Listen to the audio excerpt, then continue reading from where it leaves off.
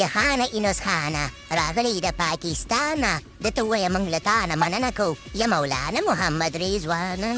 یاره کینګ خان راشد خانه نو خپله ورته ووایه که نه چې مخامخ درته ولاړ دی مکمل دوه ګزه انسان دی خو ورته ووایه که نه چې تا نه مننه کوم برسل څه به په دې مولانا محمد رضوان باندې راچوي تاسو سره خو زمونږ مینه ده لږ د چا د تاسو ته مې دا د افغانستان د بیرغ جامې اچولي دي و خانه راشد خانه یاره مولانا محمد رضوانه وی که د لرې یو که د بر یو خو دواړه بهر یو خو یو مخکې بهر شوی دی او بل وروسته بهر شوی دی خو خبره داسې ده که نه یونس خانه چې تا نه موږ ډېر زیاته مننه کوو چې زموږ خواته راغلی وي او دې نه بعد بس الله مل شه انشاءالله تعالی په آینده کې به ګورو خدای پاک دې یو ځلې بیا راوله یاره راشد خانه د تاسو نه هم ډېره زیاته مننه چې زه مو راوستم او دلته م د ځان لپاره کوچ کمه کوچ که رښتیا راباندې وې چې کوم دی که نه موږ خو لر او بر پښتانه یو افغانان یو خو به چا راته په دې خوله باندې لاس ایښی دی بس معلومات هم لږ یې نو ګډوډ شوي یو صحیح ده که نه به د خیره سره په آینده کې زما ډېر غواړي چې یو ځلې بیا ستاسو د افغانستان کوچ شمه او ډېر مې دغه چا خبره پر ډم ارمان دی چې مکمل پوه کوچ شمه پوه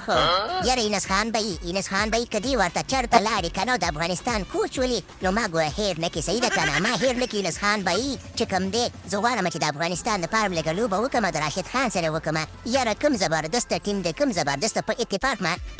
اتفاق سره لوبېږي چې کوم دی یاره خوله دې بنده کېږي چې کوم دی مولانا محمد رضوانه خبره داسې ده که نه چې لاړ به شي د خیره سره ډېرې زبردستې لوبې کوي او ډېرو په مینه او محبت په یو بل سره دغسې ښایسته یو بل سپورټ کوي نو لاړ به شي ماشاءالله وبه ګورې ما خو ترېنه ډېر خوند واخیست او یو ځلې بیا نه مننه کوم راشد خانه بیا به د خیر سره ګورو بس الله پاک دې ځلې بیا موقع راولي چې بیا دې د افغانستان ټیم ته درشم ولې نه یونس خانه خبره داسې ده که نه چې موږ ته څوک وفاداره شي که نه نو بیا موږ په اسانۍ نه پرېږدو هغه کوچ صاحب جونتن ټرته هغه موږ د انګلستان نه راوستی دی موږ دپاره څومره وفاداره دی نو موږ نه غواړو چې هغه خوشي کړو او هغه هم نه غواړي چې زموږ نه لاړ شي خو داسې ښایسته لوبې کوي موږ ته انشاءالله وفادار شي نو انشاءالله هېڅکله به دې نه پرېږدو الله پاک دې بار بار راوله اخر سره پښتانه یو وی که د لر یو که د بر یو نو دواړه سم برابر یو یاره بلکل ماشاءالله دا کوچ صاحب جونتن ټرته ډېر یو زبردسته انسان دی او ډېر وفادار او ډېر محنتکش انسان دی او د افغانستان سره خاص کر مینه لري نه پوهېږم چې دا ولې خو ماشاءالله ډېر زبردسته انسان دی الله پاک دې مسلمان کړي تاسو وایئ چې